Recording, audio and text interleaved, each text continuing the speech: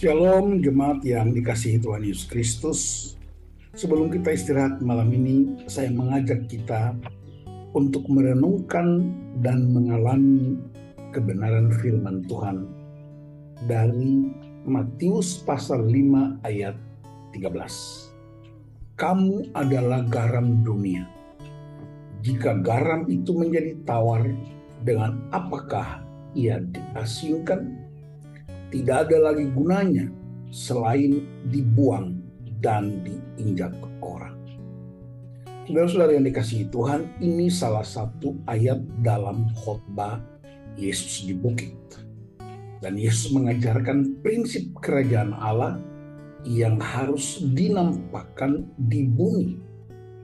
Dia menggambarkan orang-orang percaya seperti garam dan terang. Terang itu melenyapkan kegelapan, sedangkan garam itu mencegah pembusukan dan mengawetkan.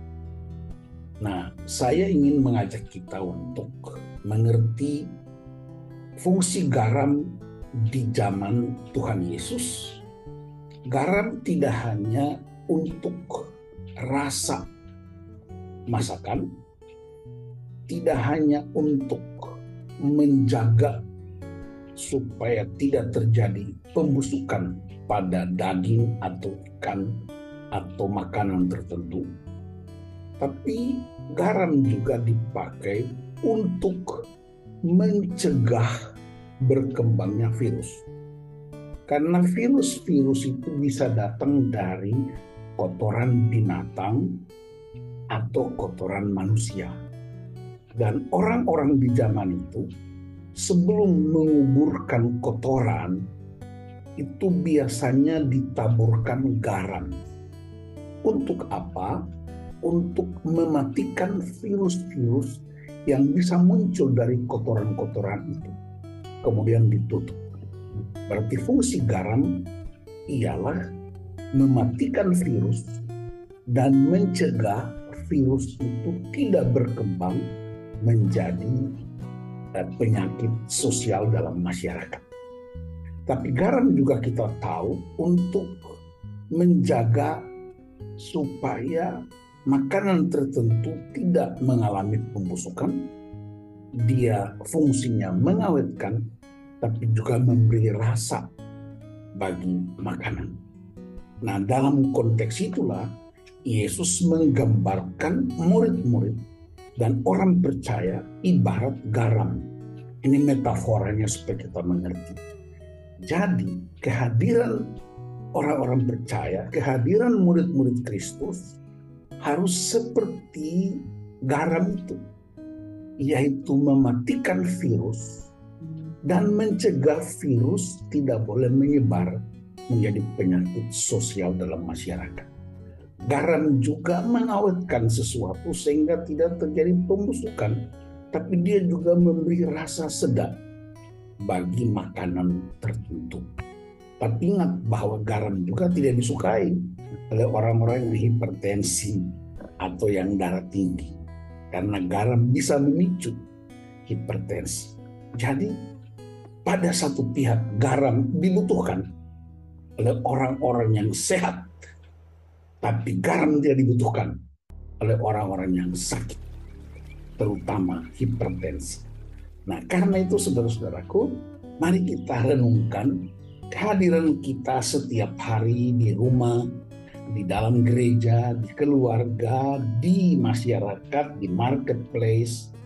Apakah kita mempraktikkan hidup seperti garam yang mencegah virus, yang mematikan virus, yang memberi rasa sedap terhadap makanan tertentu, atau justru orang hindari karena dianggap berbahaya?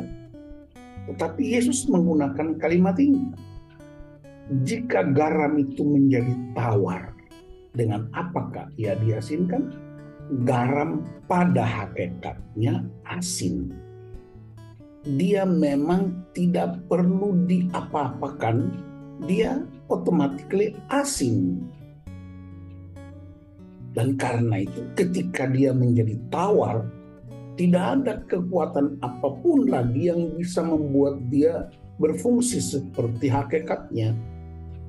Karena itu Yesus berkata, kalau sudah tawar, maka tidak berguna, dibuang, dan diinjak.